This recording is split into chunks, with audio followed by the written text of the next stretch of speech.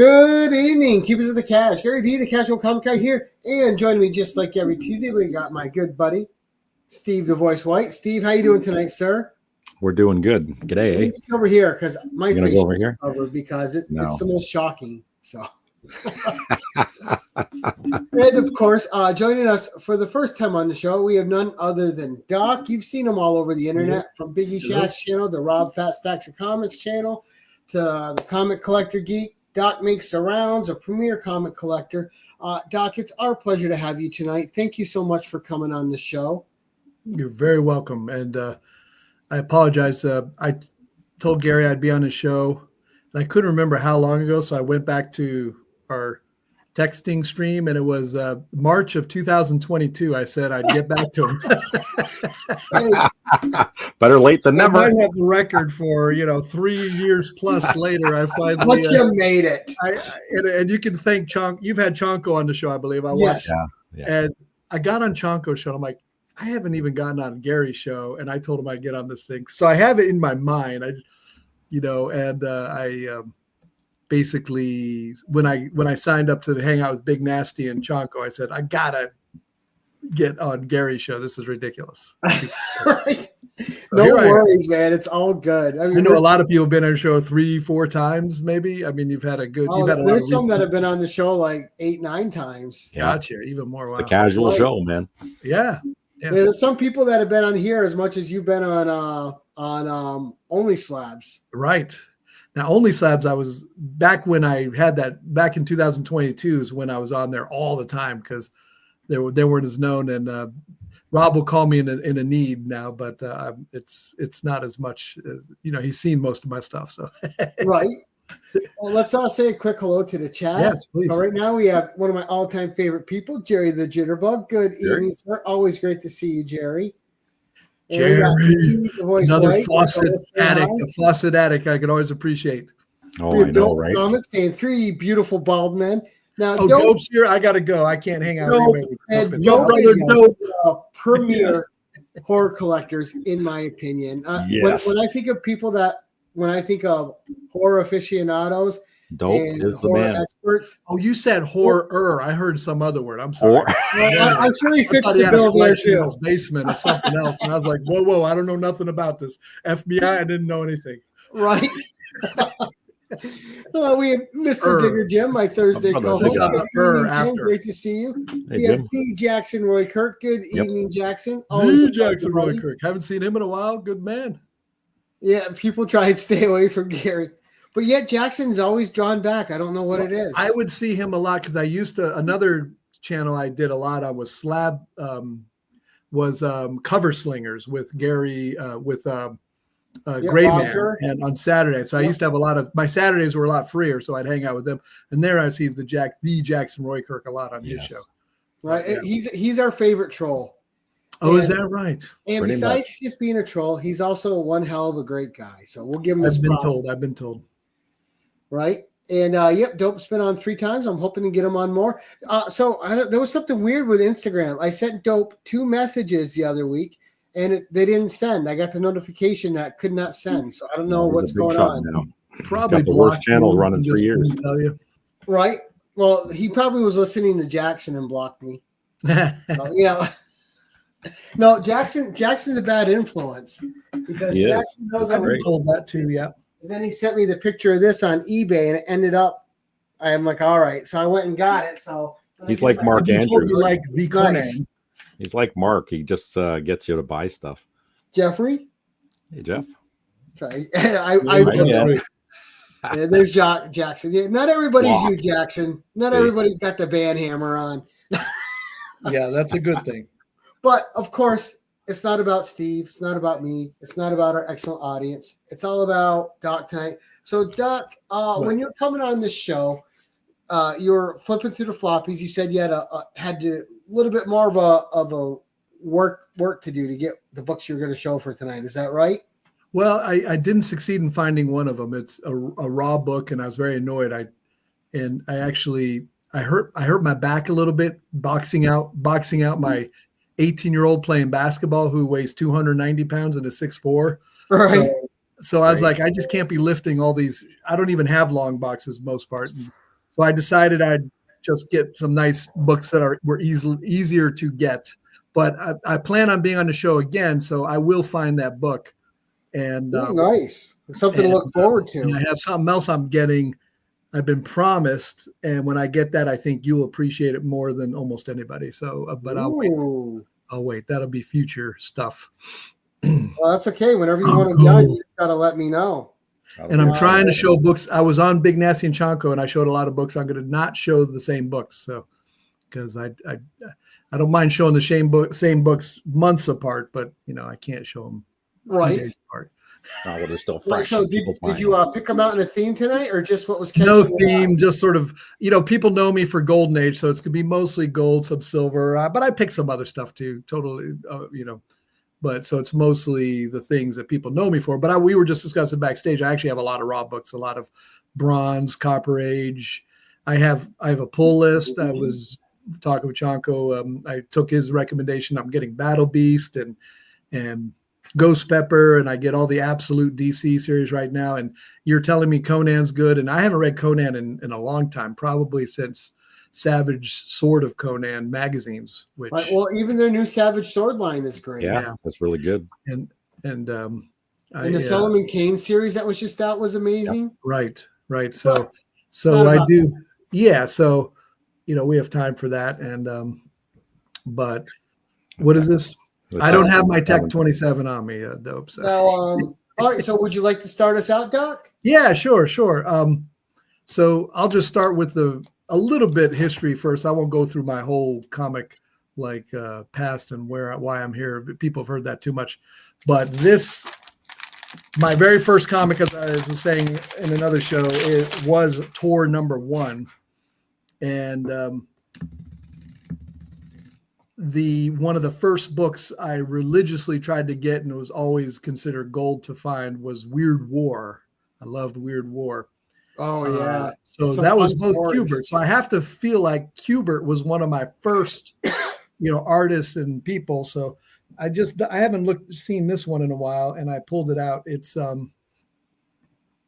is 1 million years ago, #1. Yeah. I've never seen that book in person. Yeah, this is the very first appearance of Tor on St. John's Publishing, Kubert cover, 1953. So this is the true first appearance of Tor. The book I had was 1970, was the second run, which was 1975.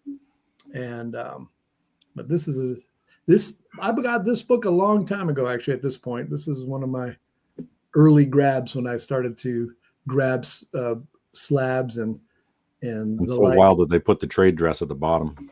Yeah, and it actually changed name to just plain old Tor, but the first one is 1 million years ago, #1. And that's just gorgeous.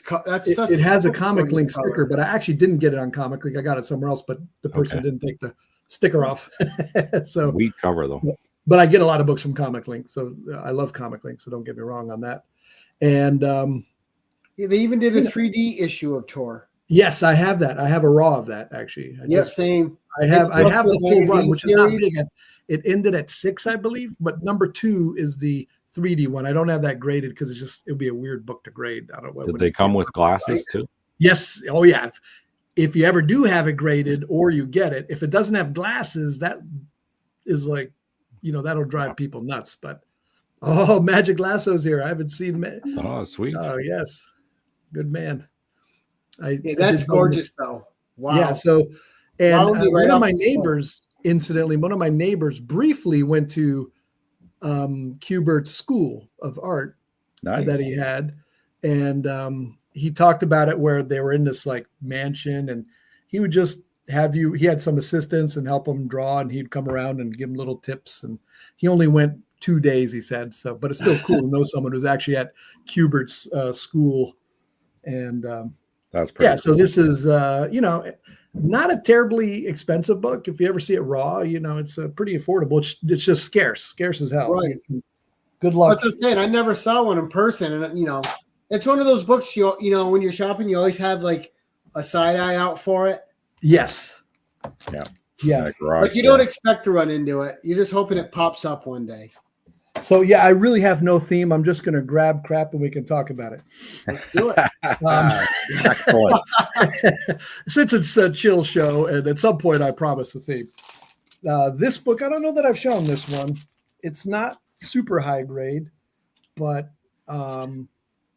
it's National Comics, Ooh, number 34. Good old war cover from 1943, 7.5. It is, but what makes this comic special is it. If you see the golden label here, it's a pedigree, right? And the pedigree is Edgar Church. So the Edgar Church collection. Wow. It's probably one of the, crappy, lowest grade Mile High you'll ever find. But you got it. I don't know if you've ever talked about Mile High much on this show. Haven't. Mile High Comics. Yeah, and I'm pretty sure people in the audience know about it. But, it's Edgar Church was a avid comic collector from the before around pulps when comics first started, and he basically had 18,000 comics, became an old man, and his kids just sort of wanted to sell his house. And the realtor called around comic shops in Colorado and Mile High. Yep. Yeah. In Denver, Colorado. And finally Mile High Comics guy, Zakinski, I forget his name. He answered and said, sure, I'll be right over. And so he went to the top floor, and it was mostly 50s comics, 1950s Western, sci-fi stuff. And he was like, all right, this is great. And I'm packing it up. And the realtor said, what about the stuff in the basement? And he's like, in the basement? And so then he goes down in the basement, and that's where he's like, holy crap, the jackpot was hit. That's where the action won, and the probably this one was. And they were all in shelves, and they smelled like cedar wood, I believe. So there was a smell to them even. Ooh. And they're, mostly when you find the highest graded copy, it's often the Mile High copy. That's the highest graded copy. And I actually have 3 Mile High comics. One is I have a Plastic Man 52, which is a 9.2. And I have a Cisco Kid. So one of his 50s cowboy comics. I forget which number, like an 8.5. Yeah, the Promise collection. Another bunch of high grade issues too. Yeah, so he has just obviously the most complete, crazy collection. And the guy from Mile High bought them and took them, and he had to sell them. And if you really want to get depressed, you can look up old Mile High comic catalogs, and they would have a list of the Mile High comics for sale for like $50, $20. I always say that about Wizard Magazine too. If you go back and look at the old Wizard Magazine listings. Right, absolutely. And it's Alex Kotsky cover, so I'm not too familiar with that artist actually. But you got Uncle Sam, and it's not the. I love I have a good amount of National Comics. It's not my favorite cover, but I bought this mainly because it was Mile High. I mean, to me, that's such comic history to any Golden Age collector. It's everybody's fantasy to find a basement full of every comic. And unfortunately, some people have even color touched their books over the years. He has, the 9.8 Captain America one that was a Mile High, I think sold privately recently. So you can only imagine, or they're trying to sell it. The original. There was one guy from California had all the Mile High timelies, and I think they may still have it. I think they were. Yeah, no, I'm remembering. I believe they had Captain America one, which was a 9.8, and they were. They were offering it for $15 million or something. Anybody want to buy it? Crazy though, a 9.8 of that? A 9.8, yeah. They legit have 9.8s. That's insane. Dope is saying the Green River collection is awesome. Yeah, too. yeah. There's a bunch out there of high collections with some really cool books. So I think I'll intersperse, a book that has history to me more directly, and then I'll just throw in something crazy like a Mile High. So. Sure. This next book is not the book I own. The book I owned is long gone to the dust, but I had one Defenders before this, which I still have a raw of, but as I said, I didn't feel like searching through raws. I almost have a complete Defender run, if you can believe it, raw. But this book, though, I love this story, and Gil Kane is an underrated artist. Only, I mean, people don't like his nostrils and maybe his technique isn't great, but the amount of important books he's been a part of is not to be argued. This is not one of his, overly important. Though 9/8 is hard to get of this book. It's Defenders 52. So. And I also have a raw of it. And this was a book I managed to get as a kid.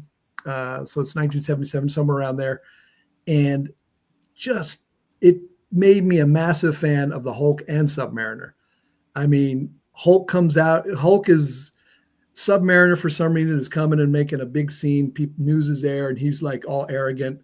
And Hulk comes up. He's like, "Fishman is my friend," and Submariner's like, "Get away from me, dolt!" and like smacks him. And you know what happens when he smacks Submariner? I mean, the Hulk. Right? It's on. So angry. They proceed to have a fight and the whole thing, and then these three show up in the end to just sort of calm them down. But Gil's a great Hulk artist too, because what Gil Kane excelled at was monsters, man. His monsters were amazing. Absolutely. Gil. Yeah, he doesn't get enough credit either for his early Conan work, where he was doing a bunch of the covers when Barry Windsor Smith wasn't around. Yeah, he was one of those workers who, where he was needed, he showed up, man. He was probably, just great. And so this book had a lot of meaning to me. So when I saw 9/8, I was like, oh, I got to get a nice high grade of this, even though it's not a particularly valuable book, but just the storyline and yes, dragging me. But still, yes, he did, Jackson. And that era of covers is so great because it's not just like today where a lot of them are just like portrait covers. You can see what's happening in a book, right? That scene is going to draw you in because you want to see that. You want to see that battle in the book. Yeah. And I was talking about the Zachanko. I'll say that a lot because I just talked with him for 3 hours or whatever it was. But I loved lots of heroes, and if they were all fighting each other is even better. I just like the big mashups. We're a big fan. And since we were talking about Hulk, I'll pull this out. This was a somewhat influential artist, and this is I said I'd intersperse big books, so I'd say this is a pretty big one. Avengers #1. Ooh. Fairly big, yeah. Yeah. And an 8-0. Yeah. You got Hulk here, and yellow suited Iron Man, Ant-Man, Wasp, Thor. Right. Great perspective, beautiful Kirby cover. What's not to love on this? You can always tell those Jack Kirby faces. Yep.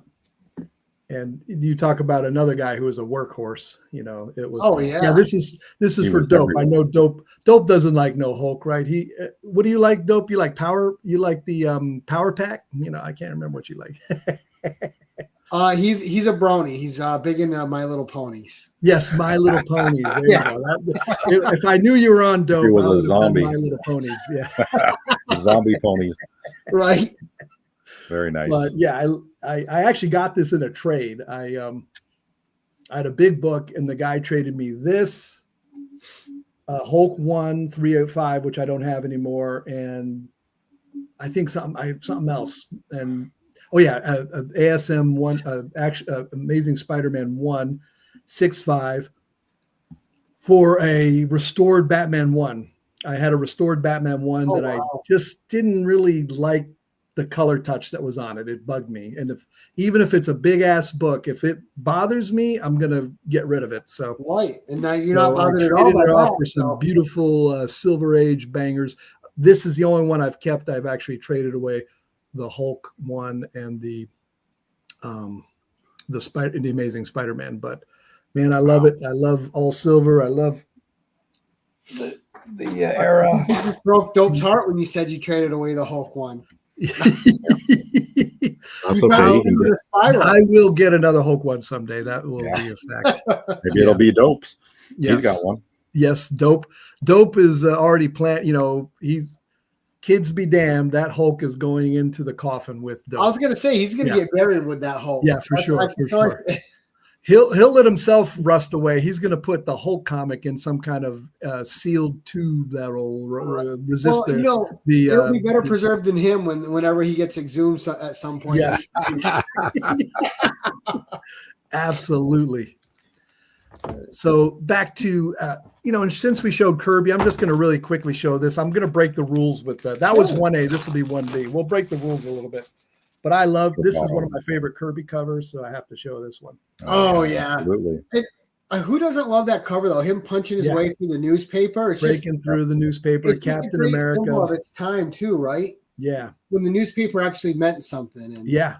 So I thought I'd show this one because I just love this book a lot. White pager, it's 9/8. late 60s book, but just one beautiful to get copy. through all of that history and make it to today with that grade. And that's right. When you think of a Captain America stance, that's what you think of that and that Avengers cover, Right. Those are the two images you think of. Right.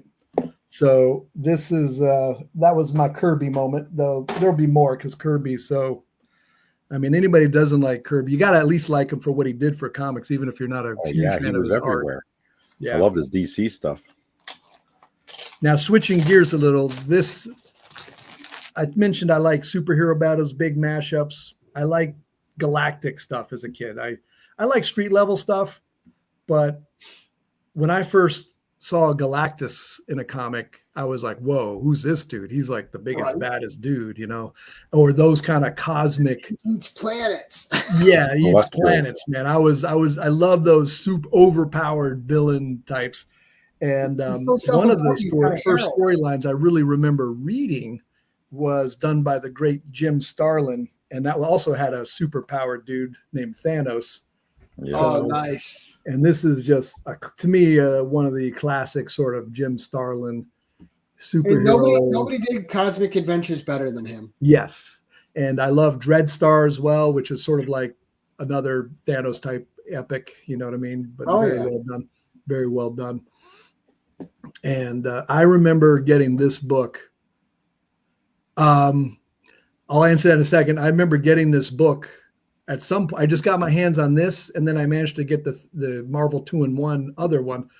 Oh, wow. And of course, I'll talk about how I treated my comics as a kid. I should be, flogged for it, but I ended up losing it at some point, and it became my life's mission to find this stupid book. And it finally, years later, when eBay was invented, and I had the energy, I could have gone to cons and really looked for it, but I wasn't smart enough to do that.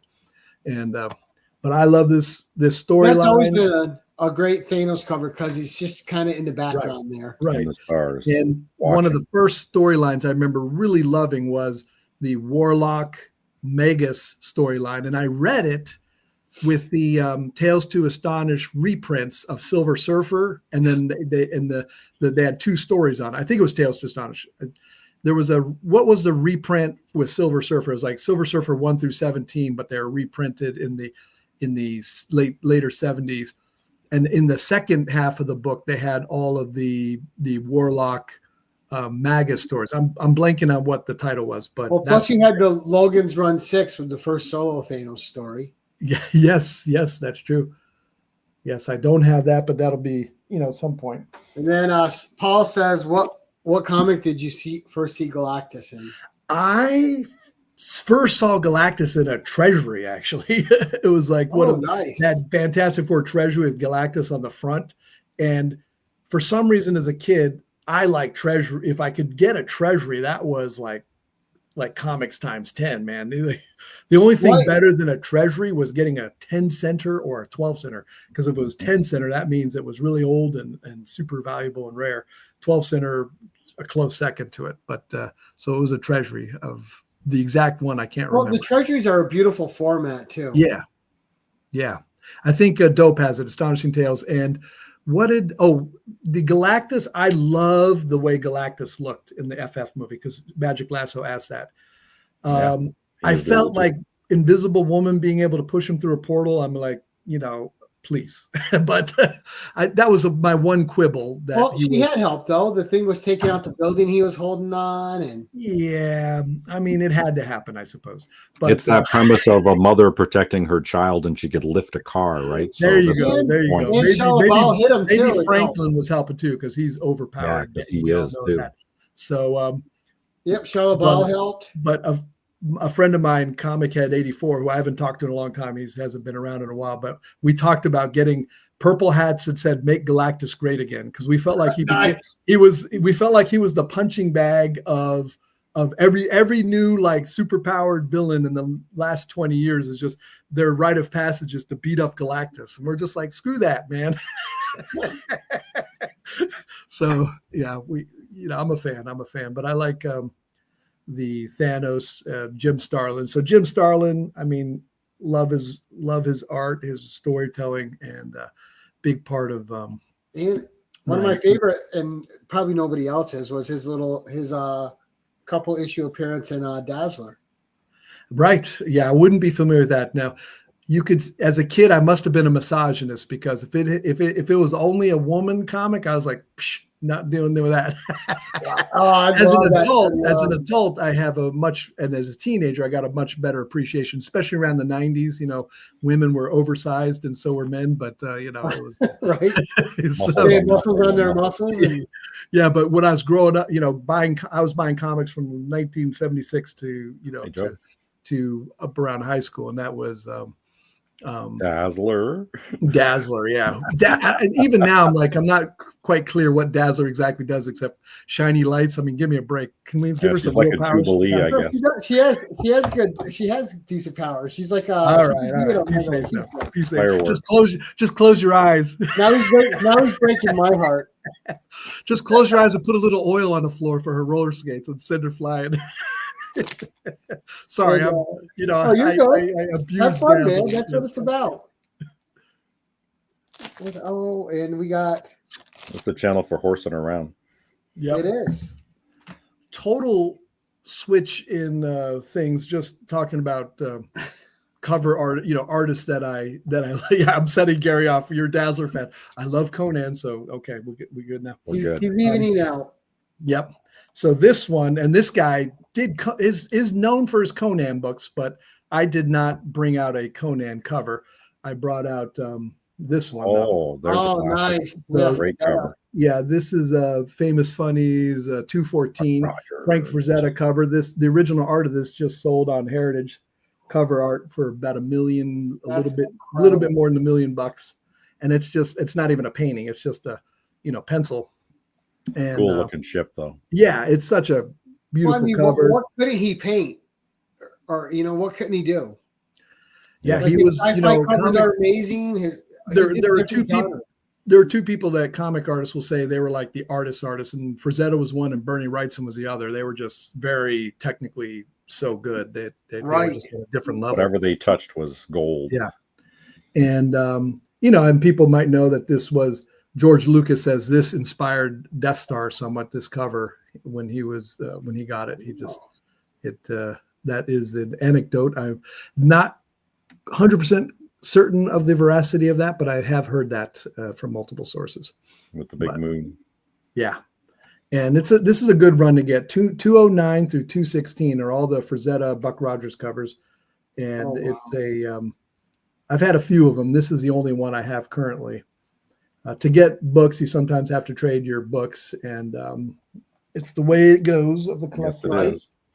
Brad, you guys Frazetta fans? Any here? You don't mind Vampirella and the little Frazetta eerie and creepy? Yeah. Before he came on, I was talking to Gary about Frazetta in Weird Science Fantasy magazine or comics, DC books, because he did the interiors. Next one is another one who this guy had a huge impact. I mean, I apologize for mentioning Chonko so much here. You'd think he was paying me, but Chonko did a In Defense of Frank Miller video, and I 100% agree, because the influence that Miller had in comics and on me personally with just reading his stories is huge. I mean, yes, he's gotten old and his art is declined for sure, but the guy was a Mac Daddy back in the day, and changed everything he touched. Yeah. I had two storylines I read when I was in boarding school in India. I was from 1982 to 1985.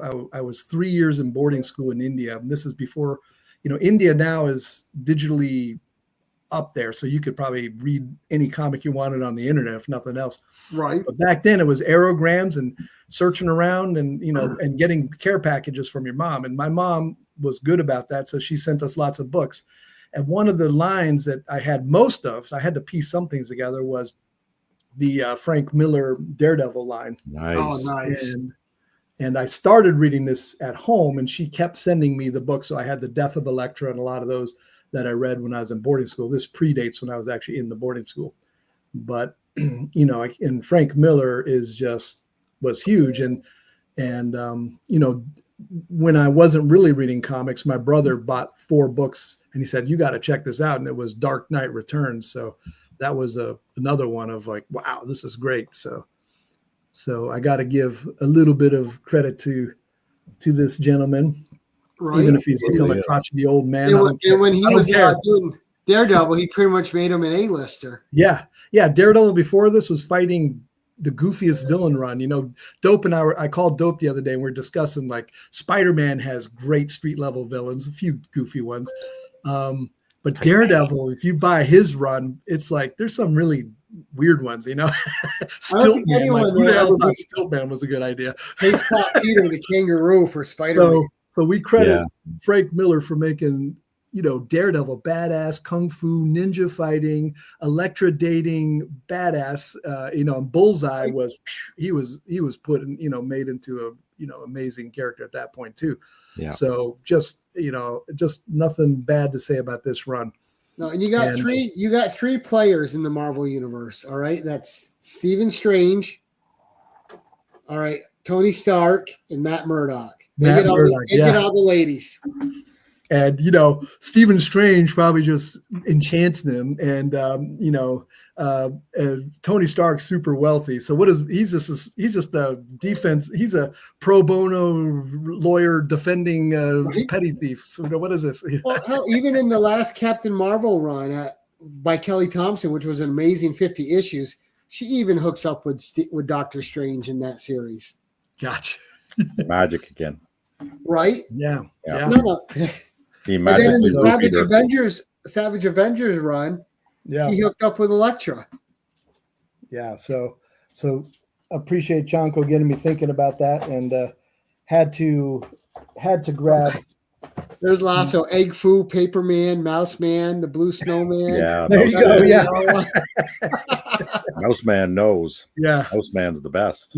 You were talking about Tony Stark. I was thinking about showing, and I didn't pull it out. Was the Bob Layton transforming of Iron Man into a good character as well, which was right. Let's make Iron Man drunk again was but it was a good storyline, and he took it out of it was about to be canceled, I believe, and so there's another guy who has some good effect. Came in and saved the book.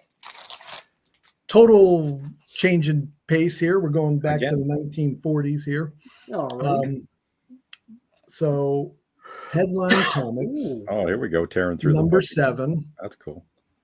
It's a war cover, kids in Paris going after a Nazi. It's number 7. Number 8's the famous Hitler cover. It has white pages, but this doesn't have a gold label, but it is a pedigree. So I wanted to show this. It is an Okajima pedigree. Okay. Ooh, nice. And you can see it here. It's a camp copy because it says Okajima on here. So I wonder why it didn't get the gold label. It predated. This was graded before they did that. They only started the gold label a few years ago. So I can resubmit it and get a gold label. I might do that. So anybody who doesn't know the Okajima story here, are you familiar with this? I am not. No. Oh, Okajima is a good story. You should know this if you're a comic collector.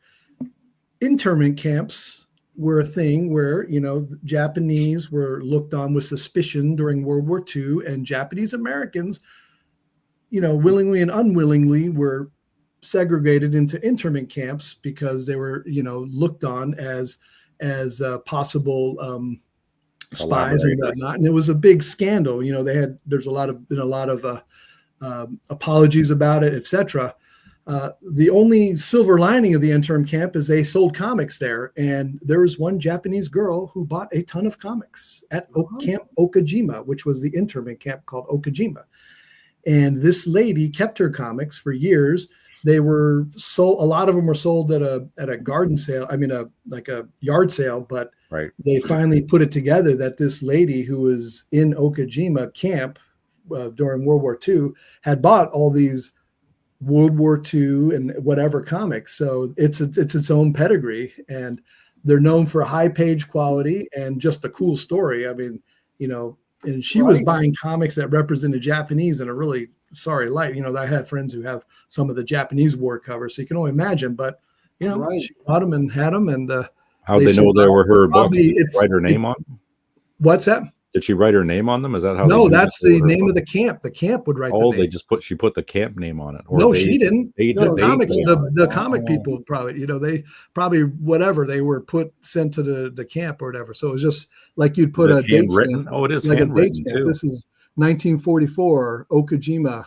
They probably just sent all these books there. So that was the way it was sold. And so it was a crazy history. And they're, you know, if you can get one that's actually a Japanese war cover, they'll go way more than it's actually worth grade for grade just because of that story. And the people want to own an Okajima. But how cool was it that she was a female reader of comics back then? Yeah. Which is surprising. You know, that's the funny thing. My dad never read a comic. My mother, born in 1940, read tons of comics. She was a huge fan of Mary Marvel, Little Lulu, Black Hawk, and Plastic Man. And her best friend, I talked to her, she would also, girls read a lot of comics. I have a bunch of books from the Golden Age with a girl name written on it. So it wasn't some guy writing a girl name. It was someone writing their own name on it. And so it was there were a good amount of girls who read comics. I'm just I noticed because my Aunt Ginger, 40s, you want to go into a sad story, not that I would have benefited from this in any direct sense, but my mother's born in 1940, but her older sister was born in 1932 and loved comics and kept them. And she loved Batman and Superman, and she was born in 1932. So she probably had some great books. Yeah. And she got engaged in the 1950s, and the evil Uncle George, we'll call him, told her to get rid of comics. That's for kids. So she got rid of the comics. And who knows what? I don't know what she has. It's only legend. We can only speculate. But she had better taste in comics than my mother, because she liked, no offense to Fawcett and quality comics, but she had these Batman and Superman comics. But there's so many stories of people losing their comic collections. Well, and it's too bad that people would shame someone for liking something. Yeah. That was the times, though. Yeah. Well, that's always been the times, though. People always want to shame somebody. Yeah, that's true. That's true. All right, let's see what we got here. All right. Thank God. This is an honor because I just watched Southern Comic Geek with you guys. XO. Oh, nice. You'd love that one. Dude, I don't know nearly as, Southern Jason's knowledge of. Oh, yeah, he's the guy. I learned 20 things when I watched that episode.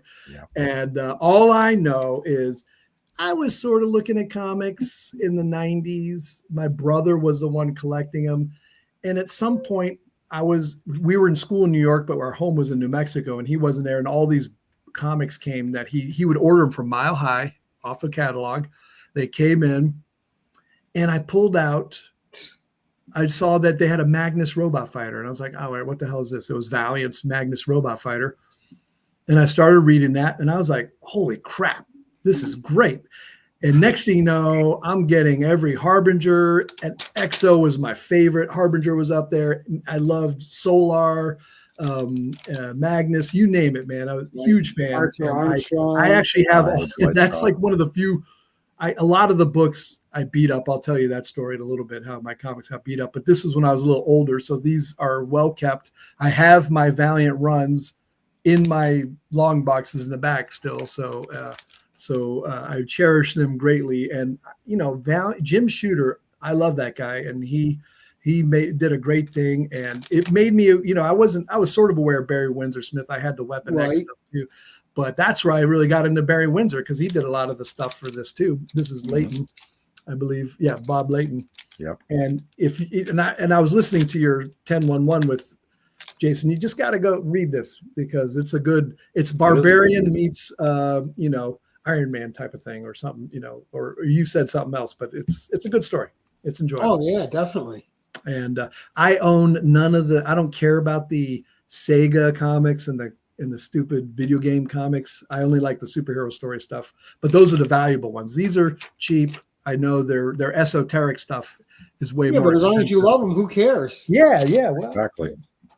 yeah, he cares. He cares. No. He sure So does. that's my shout out to Valiant. I have a few, and yeah. So TM Nerdy, you're gonna have to tell me because my LCS is a little unreliable, and I feel like they stopped getting Valiant titles. And hey, who dat?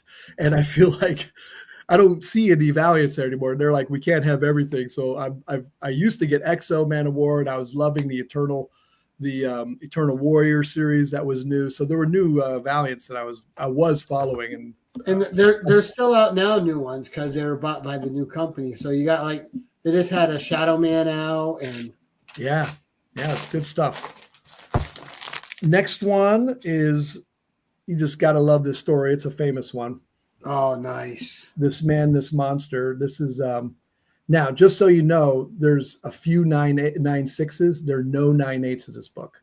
So this is actually super 9.4 is a freaking high grade for this book. You good luck if 9.6s will go for thousands and thousands of dollars. And who doesn't love a good Ben Grimm story? Yep, and it's a Ben Grimm story. It's a super famous This Man, This Monster. Kirby first Negative Zone, and I feel bad because my boy Dustin from Two Brothers Comics was bidding against me to get this, and then I knew he loved this book, so I sent him a picture. I'm like, hey, look what I got. And he's like, you asshole, and he'd showed me a post. He actually just posted. I just missed it, and I didn't see that. So I was like, oops, sorry, dude. And it went cheap. I told him he should have bid more because this actually went $600 under the last night. But when would you have stopped though? Yeah, I told him where I went up to like 3.5. So I don't know. It's just, but I told him if I ever sell it or give it away, he's the one who gets it. But I'm going to keep an eye out. So anybody out there see 9.4s or higher of This Man, This Monster, let me know. I would be happy to try to acquire it and help Dustin out, my boy. Nice. And, but it's a great, Fantastic Four. What's not to like? The Byrne series. Right. Yeah. Well, I even like his Talk about solo story series. writing. That's a great, just a great undervalued. I hope the Fantastic Four movie. I hope they do more with that. It's about time they did something. Yeah. Who was saying holy immortal Biggie Shack? Yeah. It's good stuff. I don't even know where we're at. Do you know like what? So that was book 10, but you can show a couple more if you want. Yeah. Why don't we show a couple more? We can't stop it. Can we? Yep. Serrato claws. Let me show some big ones, huh? A big one. This is someone I didn't even know existed as a child, and when I collected comics, and as an adult, I've discovered. And he's one of the best cover artists of the Golden Age. And his main job was drawing pictures for magazines and technical scientific journals and things like that. As a side, he would do cover art for pulps or comics or magazines. And his name's Alex Schaumburg. Never heard of him. Wow, this is All Select #1, considered one of his, a lot of people consider this one of his best timely covers. He has two sort of forms. He has the timely cover with outsized heroes like Submariner's obviously bigger than the Germans. He's fighting in this evil Nazi castle. And but then he had airbrush covers too. If anybody's familiar with Startling Comics 49, which is a famous Bender robot cover.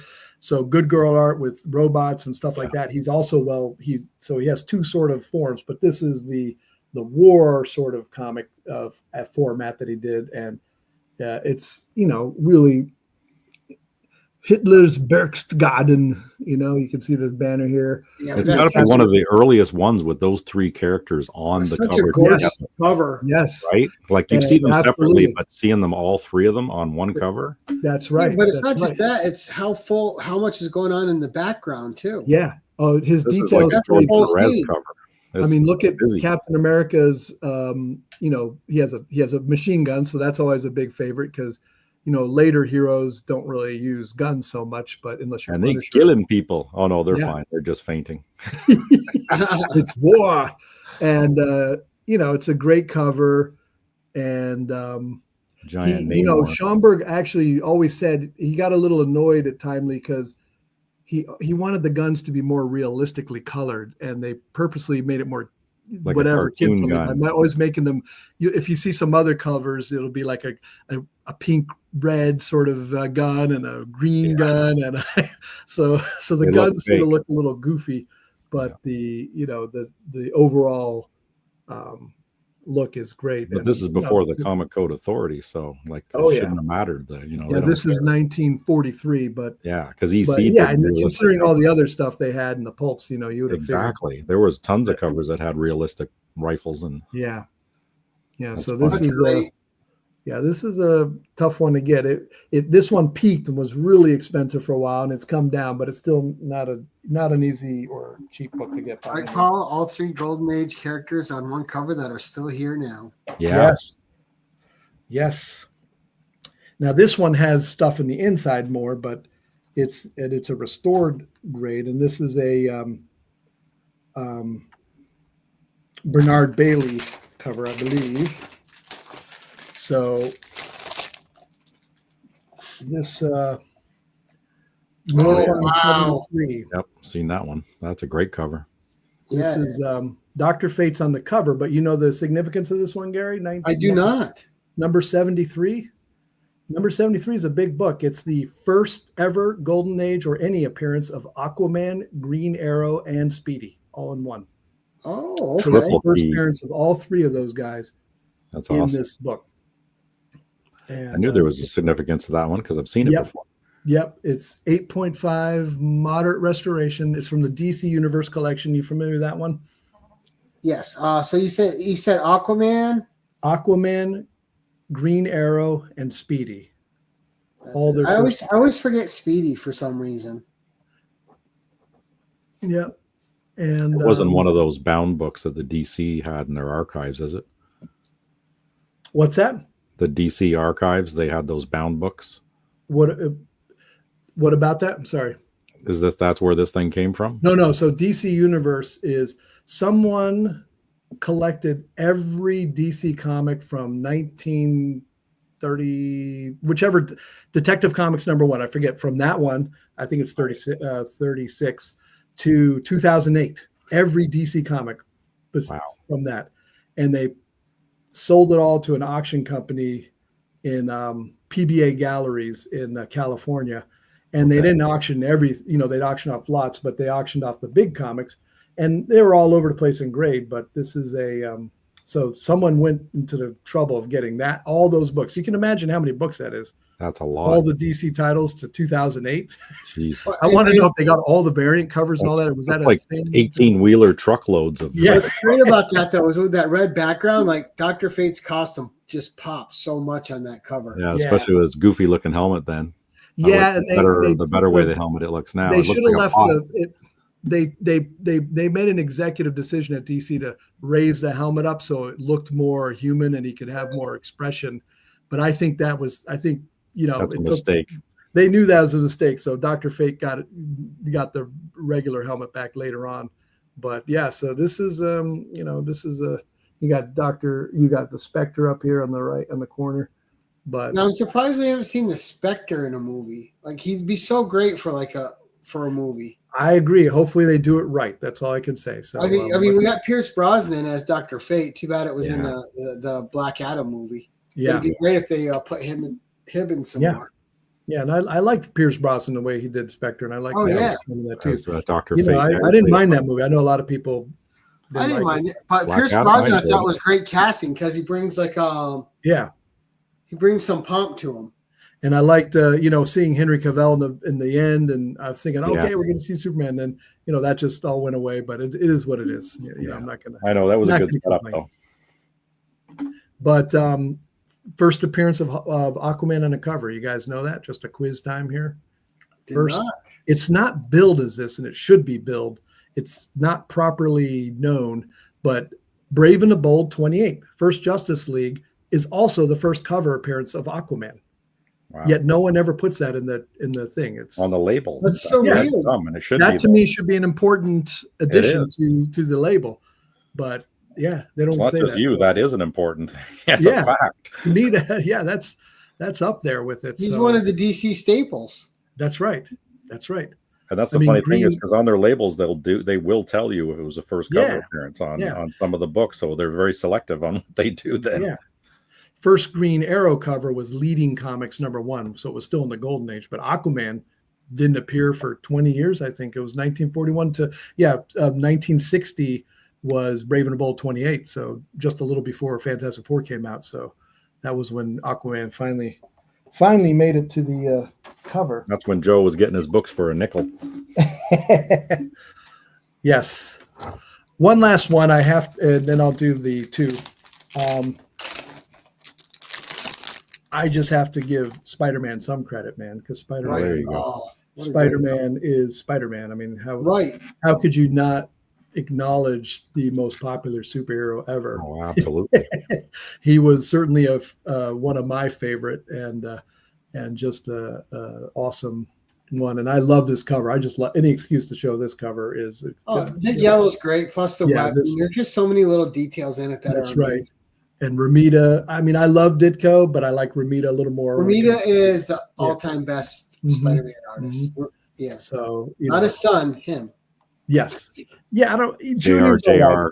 Yeah. I don't like his blocky style. He's a good artist. Junior. He's like Kubert Juniors to regular Kubert too. I like this Contest of Champion days when he was doing art that style. You know. Yeah. Yeah. Yeah. The tail wrapping around TM is cool.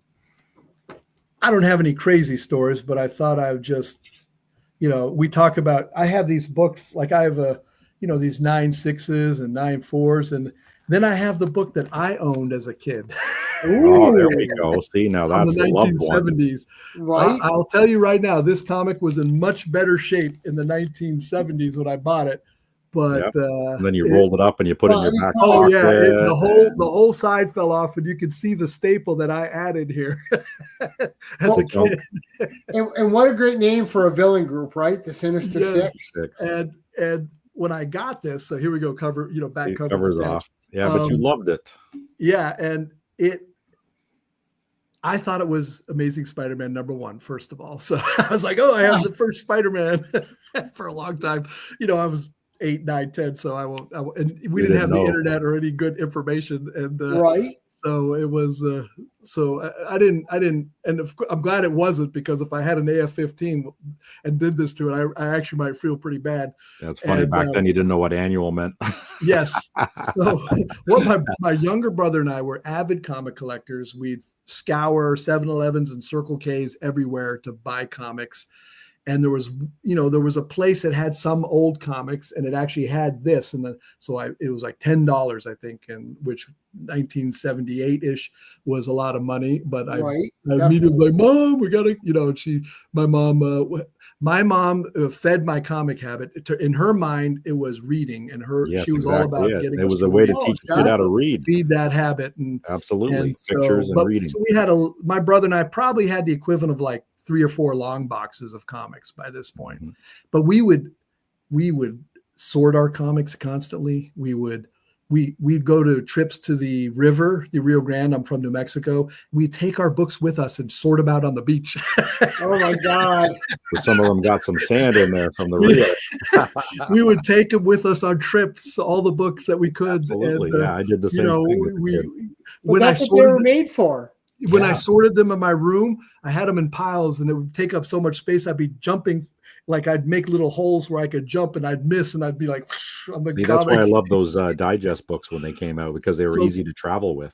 Yeah, and at some point I became less interested in comics, and my parents just sort of stuffed them in a shed we had, and then I was like, we should bring those back out, and at some point my dad went bankrupt, and he had to move a lot of stuff, and I had enough wherewithal to be like, here, just let me get my comics and some other stuff, and put them and my uncle put them and loaded them up in a van and brought them up to me in New York. And then my girlfriend, now wife at the time, had a little space and where her parents had a business, so I stuck them on a skid and stretch wrapped them, and they were in this skid in Northeast Philadelphia for like a decade, from 1995 to 2005, just in this warehouse. And then at some point, I started buying comics again, and in Walking Dead and Invincible, and got into Image titles. And then I saw vintage books, and I told this to Chanko the other day. I was like, I saw an X-Men one on the wall, a raw one, and I was like, I have a job now. I'm gonna, I bought that for $1,000, and then I started getting all sorts of comics around. This is like 2010, and so I of course went through all my books, and I rescued poor Amazing Spider-Man Annual #1. I have a Fantastic Four 10 that's even worse condition that I bought in a flea market even earlier. That thing wasn't even valuable when I bought it. So this one was actually a nice copy. You'll have to take my word for it at some point. And this is how, if comics survive, they often survive like this. So I have comics that are almost 100 years old that are 10 times better condition. So thanks to those people who are either lazy and they just put it in a shelf and never look at it again, or they actually took care of them, because it's amazing to survive that long. This is only from the 70s, or I should say 1965. No, 64 probably was this. Hey, you know what? It's open. I can look at the indicia. What is the date here? 1964. So 1964 to now, but it's I treat it with kid gloves now. A lot of good attention underneath the one. But just to think about how much joy that book's brought you over the years. Oh yeah, absolutely. Yeah, it's a good read. It has all sorts of, it's Spider-Man is. There's something very approachable about Spider-Man and relatable. That's why he's been so dang. And I still have in this old poly here. No baggy board. I'm like, he doesn't need a board. He's all right. He survived sitting on the shore of the Rio Grande River, Right. He's a tough one. If you had those 1980s poly bags that were the thick ones that welded themselves shut over time. Yeah. Now I have a comic that's very similar situation. It was my first Golden Age comic, and that's the one I couldn't find, but I still have it. So if I'm on again, I'll show that one at some point. Sweet. And I did find this one too. I found this in an antique store when I was a kid. Strong. Oh, nice! What a great cover. And that one got beat up too. Again, everything was unfaded and everything. $5, and this was in some random. I was in California with my family, and I saw it in some random thing. And it's got the stamp on the front of it. Date stamped it or something. Yeah. So Spec, right? Spec comic. Yep. Yes, mean, to me, if you're looking to do money and stuff, just put your money in an index fund and forget about it for a few decades. But if you don't take that advice and you want to spend money on comics, then yes. The blue chip keys. What's that? Blue chip keys. Yeah, I mean, if you have money, keys are always a good investment. That's a simple thing. And if you have the energy, looking for deals and knowing what the value is and going below that and being persistent about trying to get the low value of it is to me great advice. And you can usually sell it on Instagram or something for more if you really need to. But it's timing too, right? Or trade for keys you want. Yeah, I mean, if you're trying to time a movie and stuff, I'm not about that at all. That's Houdat in the audience is way better at that. He's like a master at figuring out what's about to be valuable and what's not. That is not me. But I think there are some undervalued books. And since we've been talking about Golden Age, I'm going to say this is an undervalued book. And I put this up in some other group at some point. This is All-Star #5. It's the first Shira Saunders as Hawk Girl. So Shira Saunders was in Flash 1, but she wasn't Hawk Girl at the point. Oof. And she became Hawk Girl in this for the first time. And this is, I'm not going to say this is a cheap book. It's not for everybody, this kind of spec, but a 3.0 blue label is $1,000. This is $1,000. Right. And compared to what you'd pay for a first Wonder Woman or a first, Flash 1 or All-Star 3, it's like, it's cheap, man. This is All-Star 1. I mean, will it ever really go up? Who knows? But it's, first female character, predates Wonder Woman. Yes. And first female superhero, as we know, superheroes. There's an argument to be made, some esoteric females with some powers that they may have been, you know, Alan the comic collector geek has an argument for some invisible someone being an actual first, but a lot of people consider her the first, you know, classic superhero that's a woman. So it's pretty cool. And this is not a terribly expensive book, and it's great. Yeah, that's so amazing. there's my version of spec. It's not super specking, but and I'd like to thank Biggie because I was tortured on the spec thing. I'm like, I don't know, spec, what the heck? And Biggie's like, you brought one up in our little competition. I was like, oh, you're right. That would have been a good one. So good for you, Biggie, for reminding me. and the other spec, if I have any other spec advice, just buy any Spider-Man. Spider-Man always sells. Spider-Man's valuable. If you want to invest in comics, invest in someone who people love. Spider-Man is not a loser, man. Right. It captures generations and generations of imagination. Yeah. I mean, I love all these esoteric golden age books.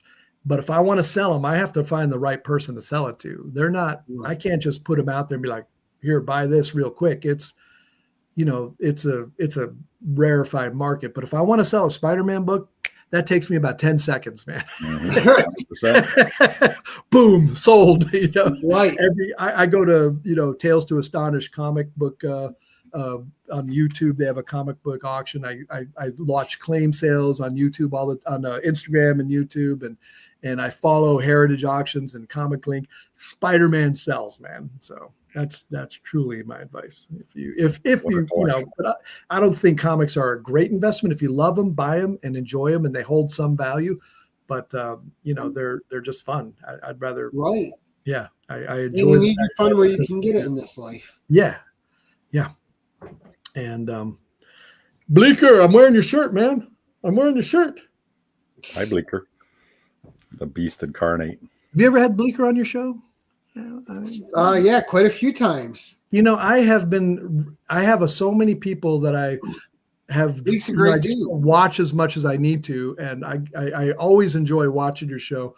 Time is the most valuable thing that I don't have as much of as I want. So yeah, Blake's had quite a few appearances. Yes. And he's one of the guys too. He always has an open invitation. Yes. He's part of the family, so to speak. Well, I appreciate your finally letting me on. I've been trying to get on the show for 3 years, and Gary finally said, fine, I'll let you on. I had to wait for the check to clear. What can I tell you? I know who that's been. I think I've seen who that show twice. Oh yeah, who that's I think been on minimum 3 times. Yeah, I watched Jason the other day. I watched a chunk. I have a number of.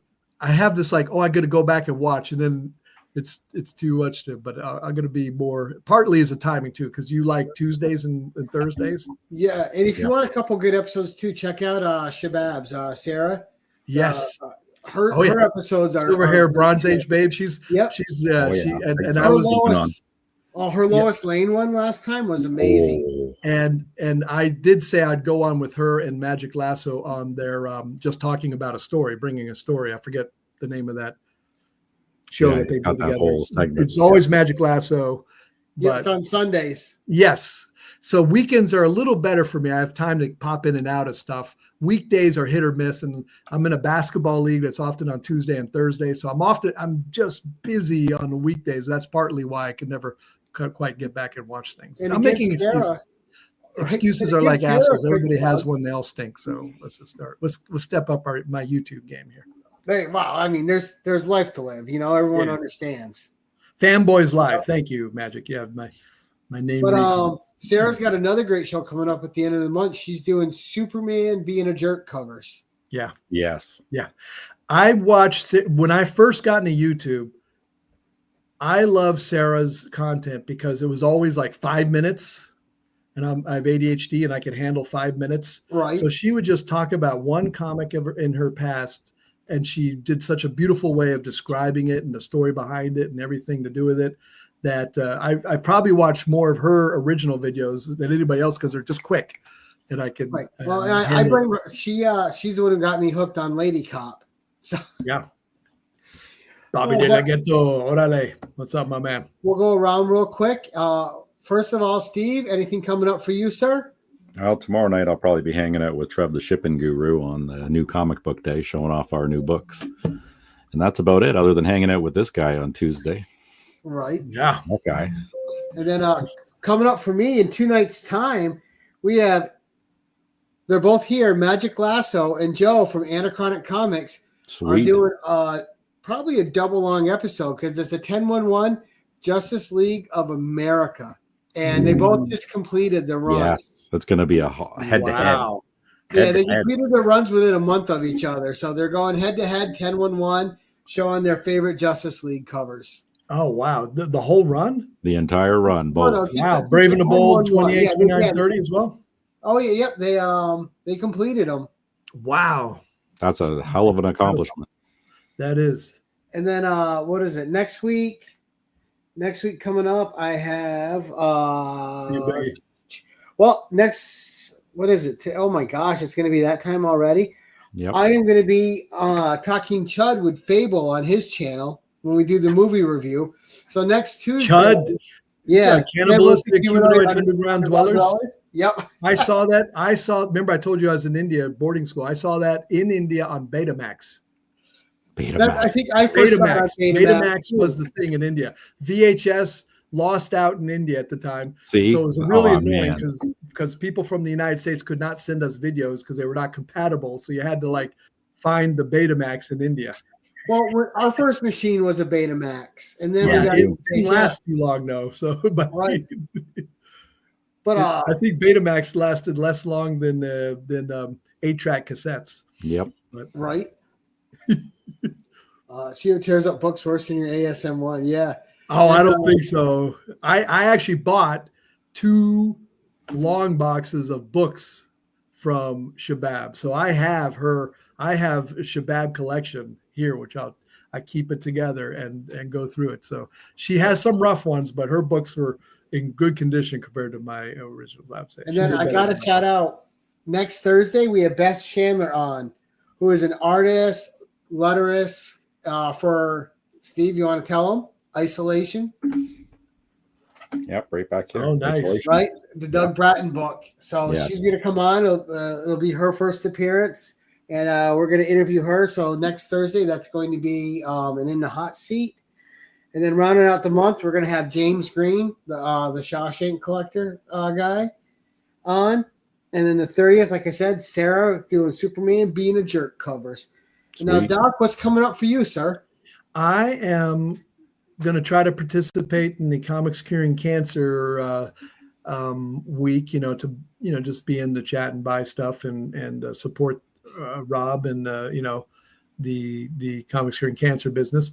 And I am on Slab Hub, not this Saturday, but the next Saturday. I mistakenly thought I was on this Saturday. Only slabs.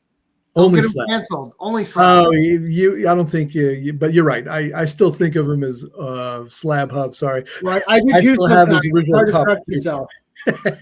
But and I'm going to show my I have a good amount of Charlton horror comics. Nice. I probably have one of the better Charlton high grade collections, only because no one else does it. Yeah, nobody wants them. Not because I'm amazing. I actually know the 2 other guys on Instagram that have tons of Charlton. Yeah, we need to introduce you to Chuck Hensey. Yeah. Oh yes, yeah. Yeah, he would love that. No, and I know some people actually have great collections. They just don't have them slabs. So this is since it's only slabs, we're gonna stick to that. Nice. Yeah. Well, and I try to get on Big E's show on Friday because Fridays are good for me to hang out and And do you know when you're going to be on Fanboys Live? I have no idea. I told Magic Lasso that within 3 years I'll be on that show. That seems to be your average. 2028. Yeah. Because that's sort of it's a trick.